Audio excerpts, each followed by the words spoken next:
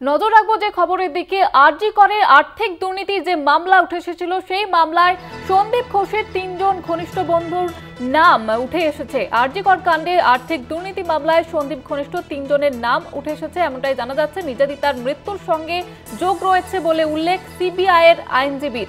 আপনাদের আবারও একবার জানিয়ে রাখবো, বিচারপতি শুভ্রা ঘোষের এজলাসে ৩টি আবেদন করল আদালত এবং সেখানে ৩ জনের নাম কিন্তু উল্লেখ করা হয়েছে। সিবিআই তদন্তে অগ্রগতি নিয়ে প্রশ্ন অভিযুক্তের আইনজীবীর এবং সিবিআই এর আইনজীবীর তরফ থেকে ৩ জনের নাম কিন্তু উল্লেখ করা হয়েছে। আরজি কর কাণ্ড এবং আর্থিক দুর্নীতির মামলা সন্দীপ ঘনিষ্ঠ ৩ ব্যক্তির নাম উঠে এসেছে। নির্যাতিতার মৃত্যুর সঙ্গে যোগ রয়েছে বলে উল্লেখ সিবিআই এর আইনজীবীর। সেখানে ৩ জনের নাম আবার প্রকাশ এসেছে। বিচারপতি শুভ্রা ঘোষের এজলাসে 3টি আবেদন করল আদালত। আপনাদের জানিয়ে রাখবো, আরজি কর কাণ্ড নিয়ে তোলপাড় হয়েছিল গোটা দেশ এবং সেই আরজি কর মামলার আরজি করের যে আর্থিক প্রতারণার যে মামলা, সেই মামলাতেও কিন্তু ৩ জনের নাম উঠে এসেছে। সন্দীপ ঘনিষ্ঠ ৩ জনের নাম এবার সিবিআই এর আইনজীবীর তরফ থেকে সামনে আনা হয়েছে।